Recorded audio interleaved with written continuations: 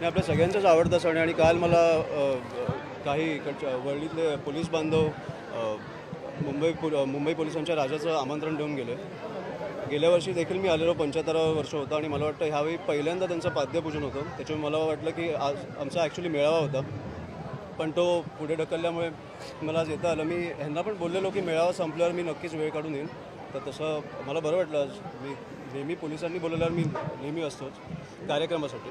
खरं तर मुंबई पोलीस जे सतर्क असतात त्या मुंबईची काळजी घेतात. त्यांचा हा उत्सव आहे, त्याच्यात दहीहंडी मंडळ सुद्धा या पोलिसांचं आहे. या सगळ्या गोष्टींकडे आम्ही किती ऊर्जा देणार आहे? नाही, खूपच ऊर्जा देणार, कारण ते शेवटी आमच्या पाठीशी उभे असतात. म्हणून जेव्हा त्यांना पाहिजे तेव्हा आम्ही त्यांच्या पाठीशी उभे राहिलो पाहिजे.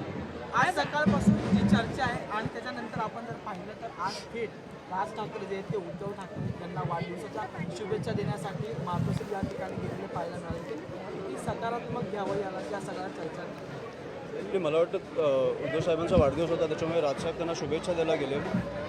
एवढ्याच अनुषंगाने ते घ्यावं. आणि मला खूप आनंद झाला की ज्या प्रकारे परत दोन भाऊ भेटले. खरं तर तुम्ही स्वतः म्हटले होते की त्या दोघांकडेही फोन कॉल एकमेकांना संपर्क करतो.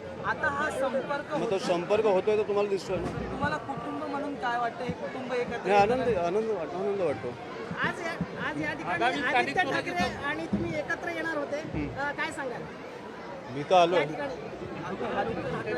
नाही, मला वाटतं उद्धव साहेबांच्या वाढदिवसामुळे त्यांना इकडे येता आलं नाही, पण मी वाट पाहत होतो. मला वाटलेलं आम्ही भेटू. खरं तर मराठीच्या मुद्द्यावर ही वज्रमुठ ठाकरे बंधूंची एकत्र आली ही पालिकेच्या अनुषंगाने तेवढीच पकडमध्ये राहील. नाही, तुम्ही चुकीच्या भावाला विचारताय. आम्ही ज्युनियर आहोत.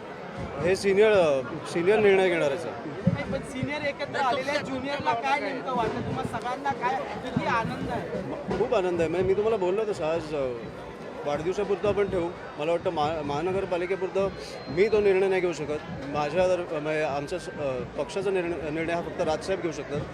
त्यांचा पण मला वाटतं उद्धव साहेबच घेऊ शकतात. त्याच्यामुळे मी जसं बोललो तसं ते दोन भाऊ सांगतील. आम्ही दोन भाऊ नाही बोलू शकतो. तुमच्या व्यक्तिगत काय भावना आहेत? काय जे राजसाहेब बोलतील ते. आता isakal.com आहे देशातील नंबर 1 ची मराठी न्यूज वेबसाईट. प्रत्येक अपडेटसाठी isakal.com ला नक्की भेट द्या.